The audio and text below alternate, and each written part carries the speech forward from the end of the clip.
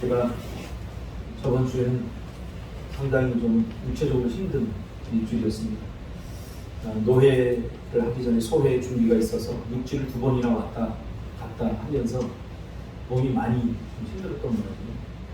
이 허리가 삐끗해가지고 목요일날 지금 씻겨주는 것까지 집사람이 지금 다 씻겨주고 있습니다.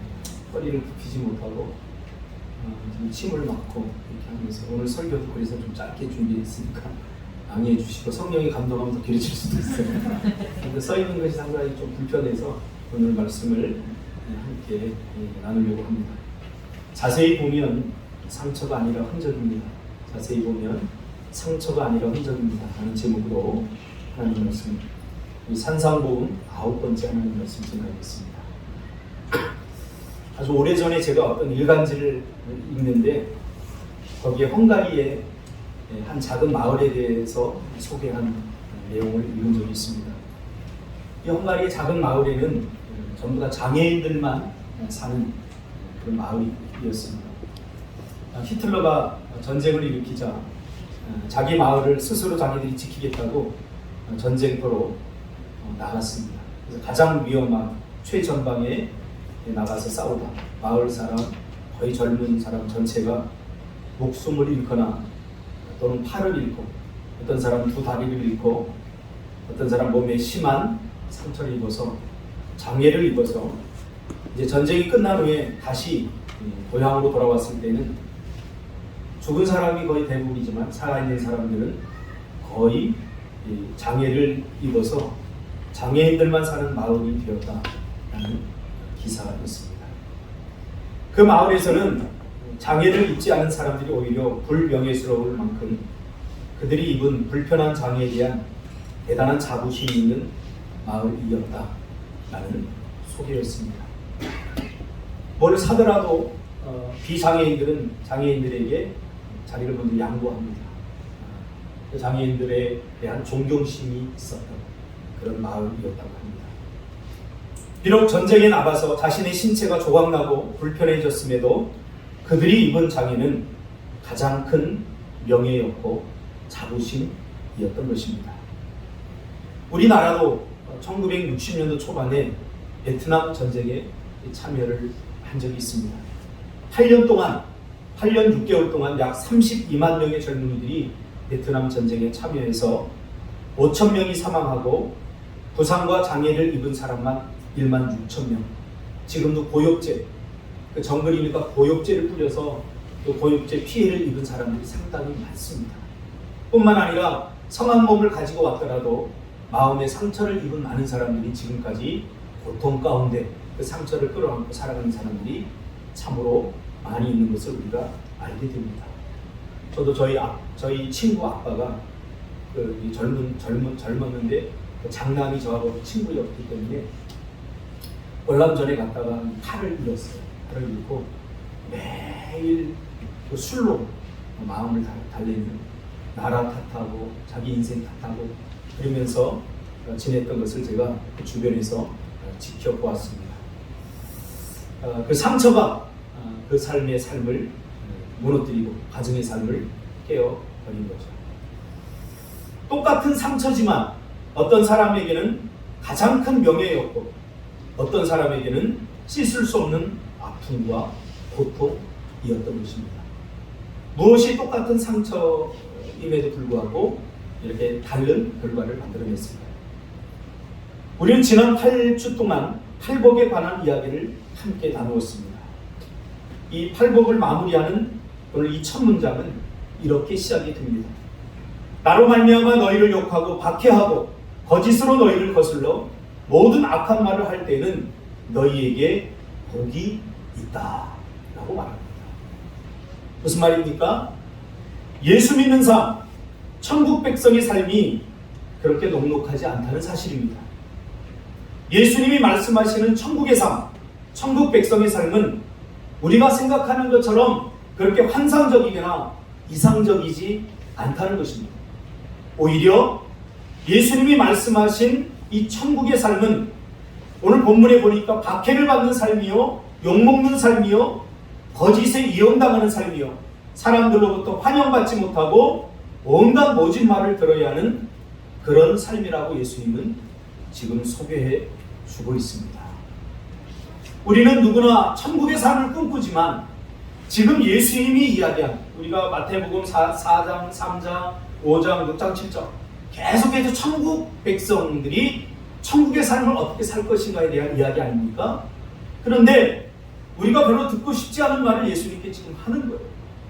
우리가 좋은 곳에 가면 야, 천국 같다 그런 이야기 하지 않습니까? 그런데 우리는 이제 그런 말을 할 때 좀 조심해야 됩니다. 왜냐하면 예수님께서는 지금 이런 삶이 천국의 삶이다 라고 이야기를 하고 있기 때문이죠. 한마디로 깊은 상처와 아픔을 각오해야 하는 삶인 것입니다. 내가 선택하지 않은 억울한 아픔과 고통 안에 천국의 삶이 감추어져 있다는 사실입니다. 그런데 한술 더 떠서 이런 삶이, 이런 고통스러운 상처와 아픔으로 점철된 그런 삶이 내 삶 속에서 진행되고 작동된다면 예수님이 우리에게 뭐라고 이야기하냐면 기뻐하고 즐거워하라 라고 말합니다. 우리가 지금까지 믿은 그 말씀, 또 우리가 지금까지 바라는 것과는 정반대로 지금 예수님께서 이야기하고 계십니다. 이렇게 박해를 받고 이렇게 고통을 받고 이렇게 예수 믿는 것 때문에 상처와 아픔을 고스란히 끌어안아야 되는데, 그러나 그것 때문에 기뻐하고 그것 때문에 즐거워하라 라고 이야기합니다. 왜 그러냐? 그 다음에 이야기하고 있죠. 왜냐하면 하늘에서의 상이 크기 때문이다 라고 예수님은 말씀하고 있습니다. 그러면 예수님이 주시는 상이 얼마나 대단하기에, 얼마나 크기에 우리의 삶의 현재 속에서 일어나는 이런 박해와 예수님 믿는 것 때문에 고통당하는 이 고통을 우리가 참아내고 이겨나가야 하느냐. 그리고 이 하늘에서의 상은 언제 주어지는 상이고 어떤 상인지에 대해서는 우리가 좀 나중에 살펴보기로 하고, 중요한 것은 이 상이 어떤 미래에 막연한 미래에 주어질 상이 아니라 내가 현실에 처한 이런 모질고 힘든 상황을 능히 아무렇지 않게 즐겁고 기쁘게 할 만큼의 충분한 대가를 치러도 될 만한 그러한 상이라는 사실, 그것이 지금 주어졌다라고 지금 예수님 말씀하고 있는 거죠. 그리고 우리는 팔복을 지금까지 8주 동안 살펴보면서 왜 그런지에 대해서 지금까지 말씀을 함께 나누어 보았습니다. 그리고 예수님은 이 팔복을 마무리하면서 다시 한번 확증하는 것, 도장을 찍듯이 확증하는 것입니다. 다시 팔복으로 한번 돌아가 볼까요? 심령이 가난한 자에게 주어지는 복이 뭐라고 그랬죠? 천국이 저들의 것이다. 심령이 가난한 자들에게 주어지는 천국의 복. 두 번째로는 애통하는 자에게 주어지는 하늘의 복이고, 우리가 여기에 대해서 자세히 이야기 안 하겠습니다. 왜? 지금까지 8주 동안 우리가 충분히 다루었기 때문에. 그 다음에 온유한 자에게 주어지는 땅의 기업. 예를 들면 하나님 왜 나를 위로해 주지 않아요? 나 너무 외롭고 나 너무 힘들고 나 이 상처와 아픔 때문에, 내가 억울하게 당하는, 내가 선택하지 않은 그런 일들 때문에 내가 얼마나 고통당하고 있는데요, 하나님 너 왜 나를 위로해 주지 않아요? 이렇게 생각하는 사람들은 나에게 정말 애통이 있는지를 살펴봐야 됩니다. 예수님 때문에. 예수님은 누구를 위로해 준다고 했죠? 주를 위하여 애통하는 자를 하나님께서 위로해 준다고 분명히 말씀해 주고 있기 때문에. 온유한 자에게 주어지는 땅의 기업, 의에 줄이고 목마른 자들에게 주어지는 배부름의 축복, 긍휼히 여기는 자에게 주어지는 하나님으로부터의 긍휼히 여기는 복, 마음이 청결한 자에게 주어지는 하나님을 보는 축복, 화평케 하는 자에게 주어지는 하나님의 아들로서의 대우받음, 의를 위하여 핍박을 받는 자에게 주어지는 천국의 복. 이 모든 것이 천국 백성이 되기 위한 조건이나 반드시 지킴으로 확보되는 율법적 조항이 아니라는 사실입니다. 그러니까 우리가 팔복을 지금까지 들으면서 이거는 내가 이 팔복을 지킴으로써 내가 누리고 얻게 되는 거다라고 하는 생각을 버려야 돼요. 이건 율법적 조항이 아니라 내가 지켜야 되는 규범이 아니에요. 내가 팔복을 지킴으로써 팔복의 복을 누리게 된다라는 말이 아니라는 거죠. 다시 말하면 이 팔복은 복받기 위한 조건으로 제시된 것이 아니라는 사실입니다. 그러면 이 복은 어떻게 우리에게 주어졌는가? 이 복은 하나님의 백성들이라면 당연히 누려야 하는 복으로 주어졌습니다. 우리가 이 복된 삶을 지향함으로써 이 복을 누리는 것이 아니라 이미 이 복은 하나님의 백성들의 복으로 주어졌다는 사실입니다. 여러분 믿습니까? 그러면 그렇게 생각할 수도 있어요. 왜 나는 못 누리지? 이유가 있어요. 이 팔복을 누리기 위해서는 이미 하나님의 백성이 된 우리 안에 이 복들이 내재되어 있기 때문에, 성품으로 내재되어 있기 때문에 이것을 발현해야 됩니다. 발현. 드러내야 됩니다. 드러내. 애통. 얼마나 여러분 애통당하는 사람들 만나봤습니까? 저는 상담의 현장에 참 많은 사람들, 애통하는 사람들 만나봤습니다. 어떤 사람은 정말 너무 억울해요. 자신이 선택하지 않은 온갖 인생의 짐을 혼자 다 끌어안고 살아가는 사람도 봤습니다. 내가 선택했다면 좀 덜 억울하죠. 그러나 내가 굳이 선택하지 않은 그런 애통까지 끌어안으면서 고통당하는 사람들 저는 너무 많이 봤습니다. 그런 사람들을 도대체 어떻게 위로할 수 있겠습니까? 이미 이 팔복은 하나님의 백성들이 된 사람들의 성품이요, 그 성품이 내재된 채로 존재하는 천국의 인격적 모습이라는 사실입니다. 이미 천국은 여러분 안에 있습니다. 우리 안에 있습니다. 여러분 안에 내재되어 있습니다. 내가 이 팔복을 지키고 율법의 조항처럼 이 팔복을 지켜냄으로써 얻고 누리게 되는 것이 아니라는 사실입니다. 아까도 잠시 살펴보았지만, 그러므로 상은, 하나님께서 우리가 팔복을 통해서 주어지는 상은 미래에 어떤 시간에 주어지는 상이 아니라 내가 예수를 믿는 그 순간부터, 지금 여기서부터 받고 누리게 되는 상이라는 사실입니다. 그래서 예수님의 말씀한 것들을 자세히 분석해 보면 천국이 무엇인가에 대해서 많은 사람들이 천국의 시제에 대해서 미래에 주어질 하나님의 나라라고 착각을 합니다. 그런데 예수님이 말씀하신 그 천국에 대한 개념들을 가만히 분석해 보면 천국은 이미 우리 안에 이미 어때요? 왔습니다.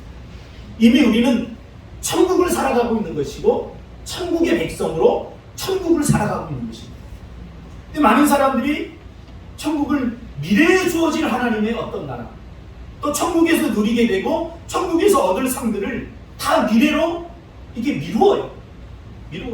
그러다 보니까 인생은 어차피 고해와 같아, 힘들어. 그러면서 힘들고 어려운 이 땅에 당하는 고통과 고난들을 우리가 천국에 가서 다 보상받을 것이다 라는 보상 개념으로 생각을 한다는 거죠.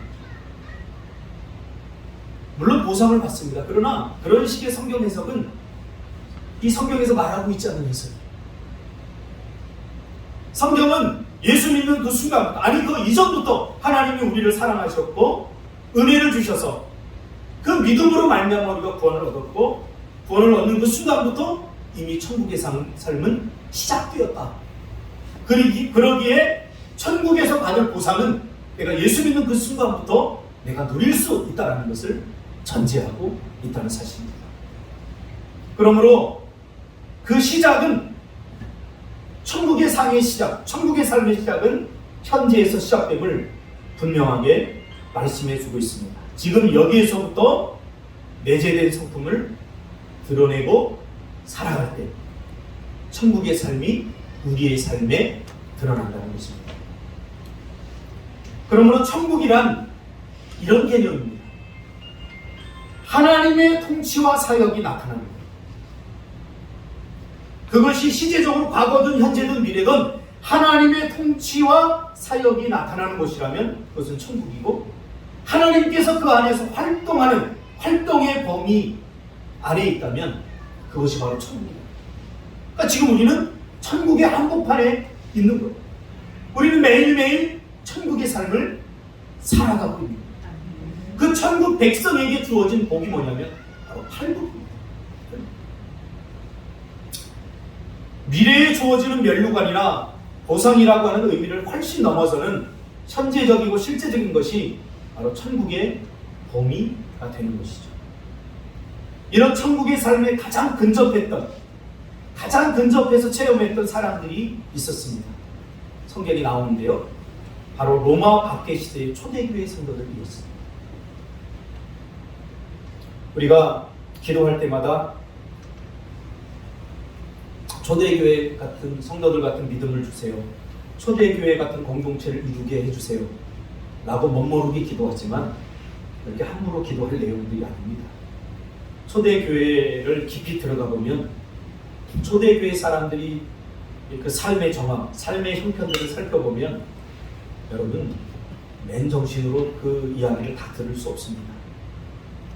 얼마나 고통스러운 삶, 얼마나 고난의 삶으로 점철되어 있었던지 저는 아직도 기억합니다. 이 교회사를 가르쳤던, 총신에서 교회사를 가르쳤던 박영규 교수님, 지금은 은퇴하셨지만 이분은 초대교회사를 16주 동안 강의하면서 단 한 번도 눈물을 흘리지 않은 적이 없습니다. 우리나라에 또 세계적으로 아주 권위 있는 교회사 목사님이거든요. 교수님이 초대교회사를 저희들이 강의하러서 칠판에다가 딱 점을 딱 찍고 글씨를 쓰려고 딱 하다가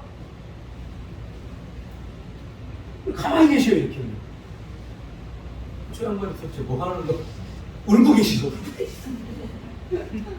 나중에 오늘 강의할 내용들을 준비하는데 그 자녀들을 준비하면서 그 초대교회 성도들의 삶이 얼마나 고단했고 얼마나 힘겨웠는지 그 강의를 준비하면서 실컷 울었대요. 실컷 울고 학생들 앞에서는 쪽팔리게 내가 안 울어야지. 그리고 딱 되는 순간부터 칠판에 딱 분필 소리가 나는 순간부터 심장이 팍 하면서 이 울림으로 다가오더라고요. 16주 동안 들으면서 저는 초대교회에서 하나도 기억이 안 나고 이 교수님 우는 모습만 기억해요. 눈물 자국만 기억해요. 그만큼 초대교회 성도들의 삶을 우리가 들어보면 이게 하나님의 백성으로서 우리가 살아갈 수 없겠다라는 결론에 도달할 수밖에 없습니다. 그만큼 그들의 삶은 고단했고 힘들었고, 무엇 때문에? 충분히 행복하게, 세상적으로 행복하게 살아갈 수 있었지만 예수 믿는 것 때문에 애매하게 고난당하고 사람들로부터 외면당하고 핍박당하고 육체적으로 매를 맞고 아무튼 감당할 수 없는 그런 고통의 삶을 일평생 살았던 사람들이 바로 초대교회 사람들입니다. 우리가 겉에서 그들의 삶을 보면 나는 저렇게 살고 싶지 않아, 이거에 내리는 결론입니다. 나는 굳이 저렇게 살고 싶지 않아. 인간적으로 비극적이었고 비참했으며 상처와 아픔으로 점철된 삶입니다. 부모들이 현장에서 예수 믿는 것 때문에 잡혀서 끌려가요. 그 자녀들이 그것을 봐요. 그리고 며칠 후면 자기 부모들이 원형 경기장 안에서 사자에 찢어 죽는 모습을 그 자녀들이 봐요. 보게 해요. 왜 보게 하는 줄 아세요? 너희들도 예수 믿으면 이렇게 돼. 그러니 너희들 예수 믿으면 안 돼. 그 보여주는 거예요. 그런데 그 자녀들도 똑같이 예수를 포기하지 않고 믿다가 똑같이 그렇게 죽습니다.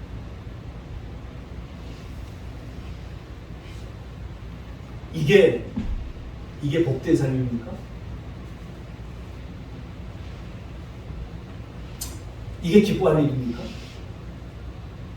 이게 즐거워할 일입니까? 예수님은 기뻐하고 즐거워하는 거예요. 중요한 것은 이 초대교회 성도들이 그럼에도 불구하고 왜 이런 삶을 포기 안 했는가에 대해서 우리가 좀 자세히 묵상해 볼 필요가 있습니다. 그래야 적당한 그리스도인이 되지 않습니다.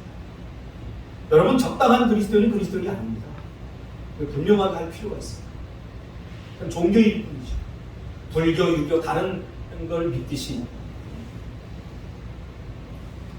사자굴의 다니엘도 이 비결을 알았던 것입니다. 그래서 사자굴에 그냥 들어가 버린 거예요. 사자굴의 고통을 온몸으로 당했던 거예요. 사도 바울도 이 천국의 삶을 살았던 거예요. 그래서 빌립보 감옥 안에 잡혀서 내일 죽는 그 순간까지도 빌립보 성도들을 향해서 기뻐하라, 내가 다시 말하노니 기뻐하라 라고 말했던 것은 보이기 위한 신앙이 아니라 정말 내 안에 기쁨이 있었기 때문에 가능했던 고백인 것입니다. 그러니까 이들은 우리가 생각하는 것처럼 그렇게 비극적이지 않았다는 거예요. 물론 겉으로 보기에는 굉장히 비극적이고 우리가 따라가고 싶지 않은 삶이지만 이들이 체험했던 그 상황과 그 문제들은 비극적이지 않았어요. 오히려 즐겁고 기쁜 일이었다는 사실입니다. 어떻게 그런 상황 속에서, 어떻게 그런 문제 속에서 저렇게 해맑게 웃을 수 있을까? 스데반이 돌에 맞아 죽어가면서 웃었다고 했죠. 그 미소가, 그 얼굴이 해같이 빛났다고 했죠. 이것은 보이기 위한 액션이 아닙니다. 실제로 그가 예수 믿는 것 때문에 돌 맞아 죽는 것이 즐겁고 기뻤기 때문에 그럴 수밖에 없었던 거예요. 여러분, 이게 복음의 비밀입니다. 우리는 복음의 변두리만 맴돌아서는 안 됩니다. 저는 이 복음의 비밀을 누리는 사람 제 주변에 있는데 그 중에 한 분이 누구냐면 맹각분 선교사님. 그 제가 좋아해요. 이 세상의 모든 것들을 다 포기했어요. 누릴 만한 모든 조건들 다 포기했어요. 그리고 그 척박한 땅 미얀마로 갔어요. 여러분, 다 그렇게 살라는 거 아니에요. 그렇게 살 필요도 없어요. 그러나 중요한 것은 그분을 볼 때마다 뭔가 내가 굉장히 작아져요. 그구나. 그대 앞에만 서면 왜 나는 작아지는가? 자꾸 작아져요. 내가 훨씬 더 좋은 차를 타고 있고 훨씬 좋은 환경에 있는데 그곳에 있는 그 선교사님이 너무 부러운 거예요.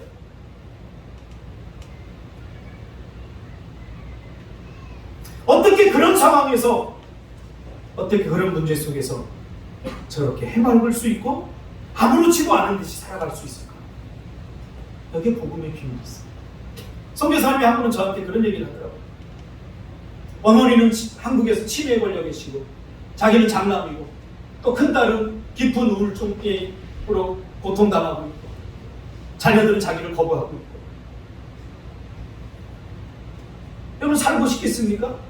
일평생 이 땅에서의 모든 편안함과 안락함을 다 포기하고 미얀마 땅에서 평생을 자기 젊음을 다 바쳤는데 그 결과가 고작 이거라는. 그래서 나와서 강릉으로 어머니 보러 가는 그 차 안에서 자기도 모르게 눈물이 흐르더라고요. 그 이야기를 저한테 하는데 그때 그 이야기를 들으면서 제가 마음속에 무슨 생각이 들었냐면 하나님 좀 너무하신 것 같아요. 그런 얘기 처음.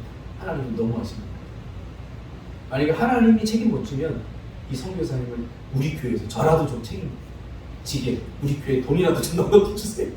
그렇게 기도했어요. 선교사님은 모르지만 선교사님의 노후는 우리 교회에서 책임져야 됩니다. 할렐루야. 적어도 양심 있는 사람들이야. 적어도 하나님의 그 사랑의 피가 우리 안에 흐른다면 그런 이야기를 듣고 가만히 있으면 안 되죠. 그래서 이번에 왔을 때 제가 그랬어요. 선교사님, 너무 걱정하지 마세요. 우리하고 같이 살아요. 그랬더니 선교사님 뭐라고 그러냐면 아니에요, 뭐 미얀마가 더 좋아요. 박 목사님이 들어오세요. 제가 그랬어요. 나는 못 들어가요. 우리 아내가 미얀마를 싫어해요. 뭔가 보이지 않는 하나님의 위로, 뭔가 보이지 않는 하나님의 기쁨, 뭔가 보이지 않는 하나님의 즐거움이 그 선교사님 안에 가득 차 있는 걸 전 발견했어요. 그것이 성경을 읽다 다니엘 사자굴에 들어가 있는 다니엘에게서도 보여지고요. 빌립보 감옥 안에 착고를 차리고 내일 사형당하는 위기에 처해 있는 사도 바울 안에서도 발견되어요. 이 모습이 저와 여러분 안에서도 발견되어지기를 주님의 이름으로 축복합니다. 제 안에서 이런 모습이 좀 발견됐으면 좋겠어요. 그래 장로님이 목사님 이렇게 힘든데 굉장히 즐거워 보여요. 할렐루야. 그러면 저는 그 순간 죽어도 요한이 없습니다. 이게 복음의 삶인 거죠. 복음은 눈에 보이는 어떤 환경, 어떤 힘들고 고통스러운 환경, 상황을 관통해내는 힘이 있습니다. 그러니까 복음이 헌신하는 거죠. 우리가 생각하는 것처럼 복음은 그렇게 빈약하지 않습니다. 그러므로 예수님의 팔복에 대한 말씀은 우리 이 시대의 교회와 교회가 추구하는 방향과 성도들이 기도하는 내용과 어쩌면 반대일 수도 있습니다. 예수님 믿는 것 때문에 부자가 되고 예수님 때문에 영광을 누리고 예수님을 등에 업고 사회의 큰 세력이 되고 예수님을 등에 업고 권세를 손에 넣고 개인적인 평안과 안락한 삶을 형통을 누리려고 하는 사람들로부터 존경과 사랑을 받으려고 하는 것과는 천국의 삶, 천국 백성의 삶은 거리가 멀다는 것입니다. 오히려 예수님은 지금 예수님 때문에 고난과 모욕과 핍박에 처한 사람들, 즉 예수님을 믿음으로 끌어안게 되는 상처들이 있는 사람은 복이 있다 라고 말하는 거죠. 저도 목사이기 때문에 참는 건 많이 있습니다. 계급자 때도 한번 싸워보면 제가 이길 것 같은데 별 모욕을 다 당하고 제가 무릎 꿇고 빌기까지 다. 근데 조금 더 억울하지 않아요. 오히려 그것이 어떻게 보면 상처일 수 있어요. 성도님이 교회 나가고 제가 찾아가서 집사람하고 둘이 무릎 꿇고 빌었어요. 우리가 이렇게 연약한 목사들입니다. 우리가 잘못한 거 있으면 제가 바꾸고 고치겠어요. 그러니 교회만 나가지 말아주세요. 앞으로 기다리면 더 좋은 그런 교회가 되도록 힘쓰겠습니다. 성도님을 냉정하더라고요. 뿡! 그리고 가버리죠. 한두 번이 아니에요. 그래도 그것이 이 마음의 상처로 남지 않은 것은, 이렇게 이야기할 수 있는 것은 그것이 흔적이기 때문에 지금도 야 그때 잘했다, 지금도 조금도 미움이 없어. 온갖 상처를 주고 목사의 마음에 아픔을 주고 떠났지만 단 한 사람도 미운 사람 없어요. 왜? 상처로 남지 않았어요. 내가. 아, 목회는 이런 것이구나. 이렇게 그래도 사랑해줘야 되는구나. 그래도 보내줘야 되는구나. 그래도 끌어안아줘야 되는구나. 그렇지 않고 어떻게 목회를 하겠어요? 우리 성도님들은 마찬가지예요. 교회 안에 다양한 사람들이 있기 때문에 집사님에게도 상처받을 수 있고요, 목사에게도 상처받을 수 있고요, 서로서로 아픔을 주고 받을 수 있어요. 그것 때문에 교회의 견들이 주변으로 머무르면 그 바보 같은 짓이에요. 상처를 끌어안으세요. 그리고 그 상처가 흔적이 되도록 해요. 닳고 닳아져서 더 이상 누가 때려도 아프지 않게 그렇게 만들어요. 저 어느 날은 설교하고 났는데요, 어느 안수 입사님이 저한테 방송관 앞에 저한테 그러더라고요. 목사님, 이영애의 CF2가 생각나요. 뭐요? 아무 생각 없이 물었어요. 묻지 말았어요. 그랬더니 이영애가 너나 잘하세요 그랬잖아요. 그게 생각나요. 그러더라고요. 그러니까 내가 설교를 했는데 너나 잘하라는 거예요. 우리 젊은 제 제자들이 있습니다. 제가 성질이 얼마나 알죠? 제 한성질 합니다. 근데 끌어안았어요. 집사님 그래요? 죄송합니다. 다음부터 설교를 더 기도 많이 하고 열심히 하겠습니다. 그리고 났는데요, 이 분이 이 안에서 막 저걸 어떡하지 그냥 어떻게 복수하지부터 시작해서 여기서 막 끌어오르는 거예요. 그래, 이게 인간이에요. 근데 그 상태로 머물면 내가 죽고 그도 죽고 교회가 끝나버려요. 그 분노스러운 마음들을 끌어안고 며칠을 내고 울면서 기도하죠. 하나님, 저 미운 마음, 이 분노하는 마음 갖고 내가 어떻게 다음 주에도 설교합니까? 그러니까 이게 흔적을 남기는 과정이에요, 여러분. 여러분이 선택하지 않는 억울한 일이 있을 겁니다. 교회 생활하고 인생을 살다 보면, 그렇죠? 부모님으로부터 또 내가 아무 잘못도 없는데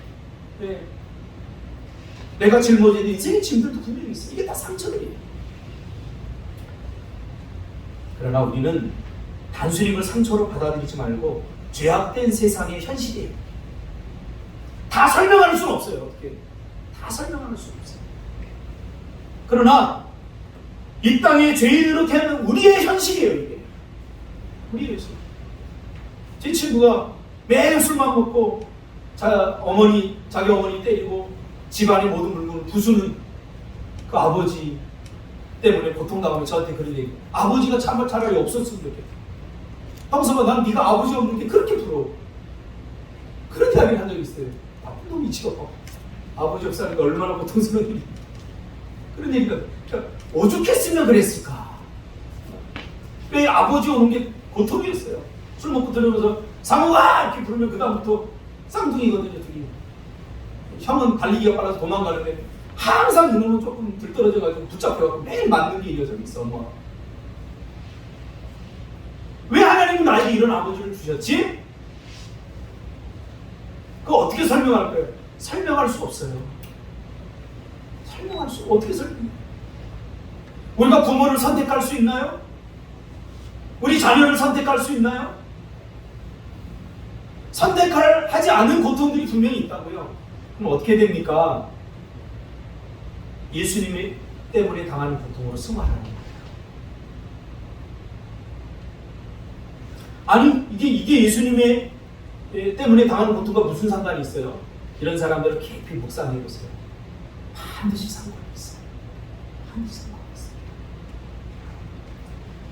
자세히 우리의 삶의 상처를 들여다보십시오.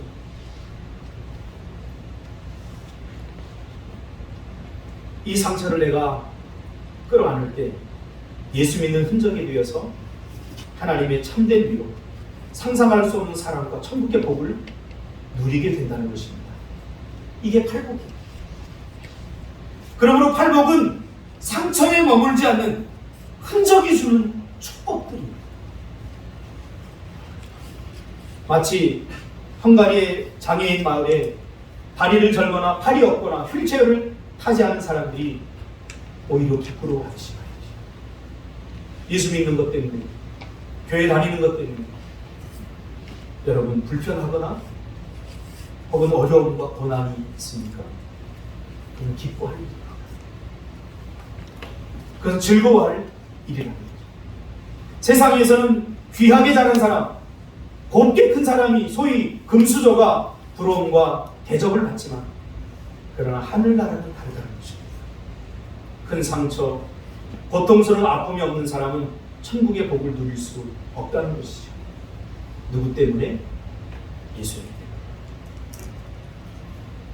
나태주 시인의 시 중에 우리가 잘 아는 시가 있습니다. 자세히 보아야 이쁘다. 오래 보아야 사랑스럽다. 너도 그렇다.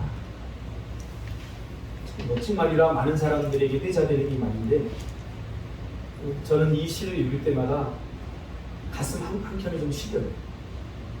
이게 무슨 뜻인지 여러분 아세요? 이 시 제목부터 굉장히 좀 안쓰러워요. 이 시 제목이 뭔지 아시죠? 풀꽃이에요. 풀꽃 뭐니? 여러분 풀이면 풀이지 무슨 풀꽃입니까?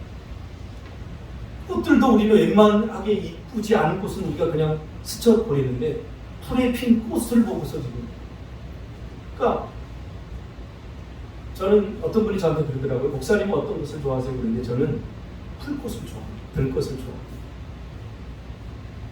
그냥 꽃 같지 않은 꽃, 어떤 풀에 꽃이 하나 이렇게 났는데 너무 작아서 보이지 않아서 자세히 가서 보아야, 오래 보아야 이 꽃의 진가가 드러나요. 그런 꽃들을 좋아해요. 그래서 이 시를 읽을 때 멋지다 이런 말보다는 좀 가슴 한편이 아려웠어요. 야, 이 나태해 주시는 그래서 제가 좋아하게 됐어요. 아니 내가 어릴 적에 저희 아버지가 일찍 돌아가셨기 때문에 어머니가 이제 다른 사람 일들을 하면서 모내기도 해주고 막 이러면서 갔거든요. 그러면 모내기 하러 가면 내가 어리니까 형하고 누님들 학교 가고 나를 꼭 데리고 갔어요. 그러니까 어리니까 요만한 함지박 같은데 저를 이렇게 넣어놓으면 제가 거기 이렇게 앉아서 개구리도 한 마리 잡아오고 어머니가 넣어주고 하면은 개구리 갖고 놀다가 심심하면 이렇게 보면 그 주변에 이 풀들이 있어요. 풀들. 그럼 그 풀에 핀 그 꽃들을 제가 보면서 자랐거든요. 그래서 이 길거리 지나가면서 이 풀꽃들을 제가 함부로 지나칠 수가 없어요. 가다가 풀이 났는데 특히 제주도는 나무에도 꽃 피잖아요. 여러분, 우리의 상처들을 이 풀에 핀 꽃처럼 바라보시기 바랍니다. 그럼 이게 상처가 아니에요. 그래야 흔적이 될 수 있어요. 왜 하필이면 나에게? 왜 하필이면 나에게 이런 아픔이 있고? 왜 하필이면 나지? 했던 이 상처들이 흔적이 돼요. 그 상처보다 훨씬 그 상처가 상처가 되지 않을 만큼의 하나님의 위로와 하나님의 은혜와 하나님의 복이 주어진다는 사실. 그것을 예수님 말씀하고 있는 거죠.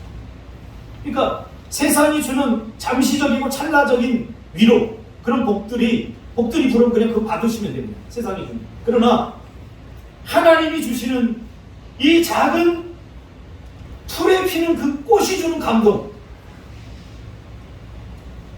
내가 받고 싶지 않았던 상처 때문에 고통스럽지만 그러나 자세히 보면 그 안에서 하나님의 위로와 세상이 줄 수 없는 평안을 누릴 수 있다는 거예요. 할렐루야.